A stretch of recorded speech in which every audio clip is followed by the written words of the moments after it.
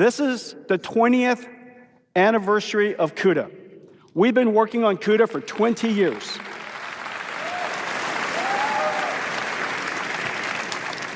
For 20 years, we've been dedicated to this architecture, this revolutionary invention, SIMT, single instruction, multi-threaded, writing scalar code could spawn off into multi-threaded application, much, much easier to program than SIMD.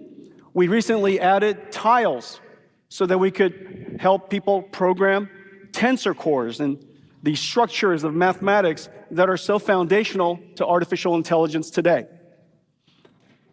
Thousands of tools and compilers and frameworks and libraries. In open source, there's a couple of 100,000 public projects. CUDA literally is integrated into every single ecosystem.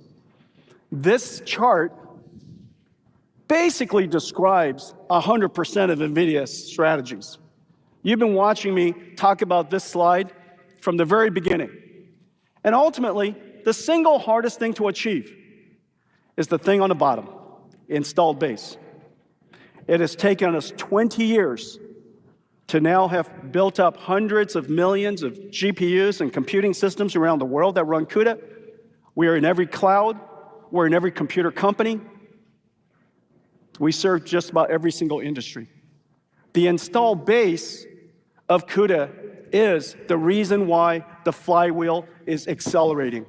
The installed base is what attracts developers, who then creates new algorithms that achieves a breakthrough. For example, deep learning. There are so many others.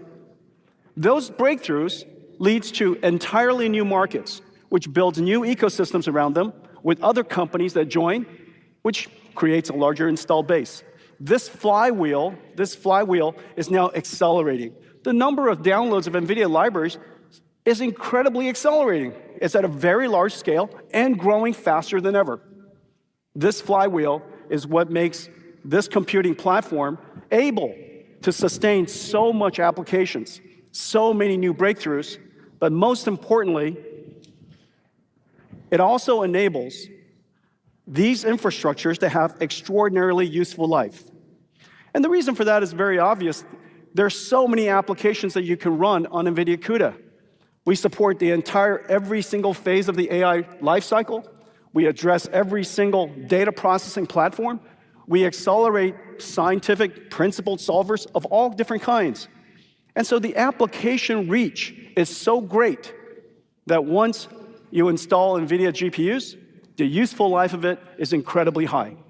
It is also one of the reasons why Ampere, that we shipped them some 6 years ago, the pricing of Ampere in the cloud is going up. And so all of that is made possible fundamentally because the install base is high, the flywheel is high, the developer reach is great. And when all of that happens, and we continuously update our software, the computing cost declines. The combination of accelerated computing, speeding up applications tremendously. Meanwhile, as we continue to nurture and continue to update software over its life, not only do you get the first-time pop, you get the continuous cost reduction of accelerated computing over time.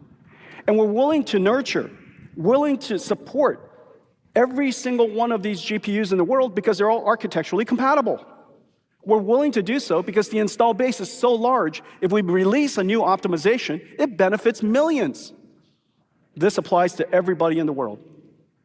This combination of dynamics is what makes the NVIDIA architecture expand its reach, accelerating its growth, at the same time driving down computing cost, which ultimately encourages new growth. So CUDA is at the center of it. But our journey to CUDA actually started 25 years ago. GeForce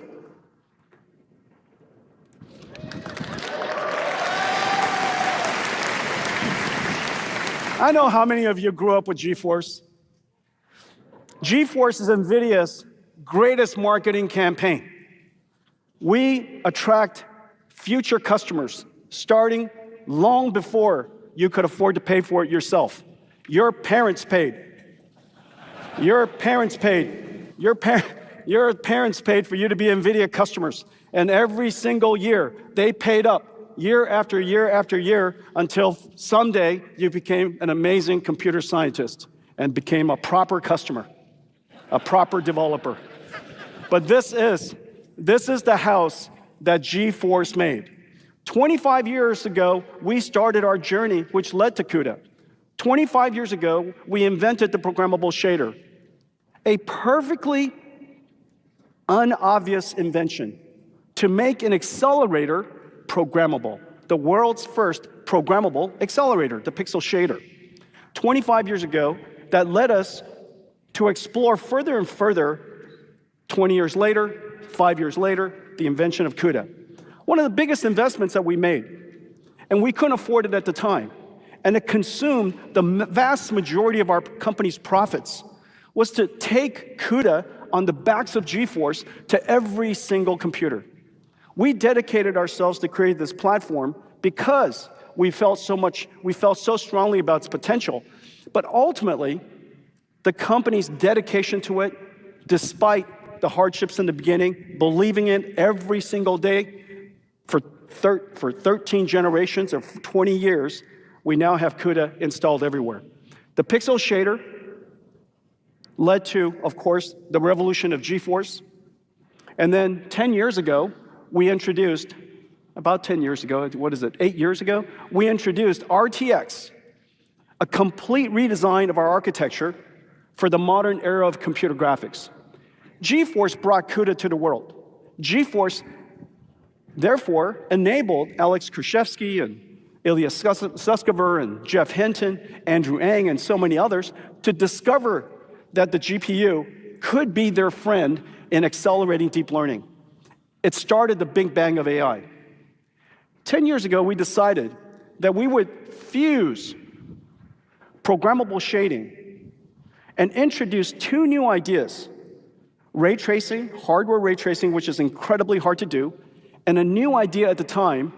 Imagine, about 10 years ago, we thought that AI would revolutionize computer graphics. Just as GeForce brought AI to the world, AI is now going to go back and revolutionize how computer graphics is done altogether. Well, today I'm going to show you something of the future. This is our next generation of graphics technology. We call it neural rendering, the fusion of 3D graphics and artificial intelligence. This is DLSS 5. Take a look at it.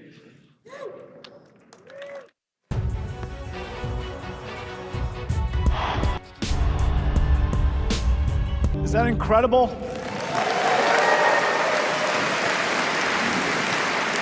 Computer graphics comes to life. Now, what did we do? We fused controllable 3D graphics, the ground truth of virtual worlds, the structured data. Remember this word, the structured data of virtual worlds, of generated worlds. We combined 3D graphics, structured data, with generative AI, probabilistic computing. One of them is completely predictive, the other one probabilistic, yet highly realistic. We combine these two ideas, controlled through structured data, controlled perfectly, and yet generating at the same time. And as a result, the content is beautiful, amazing, as well as controllable. This concept of fusing structured information and generative AI will repeat itself in one industry after another industry after another industry. Structured data is the foundation of trustworthy AI. Well,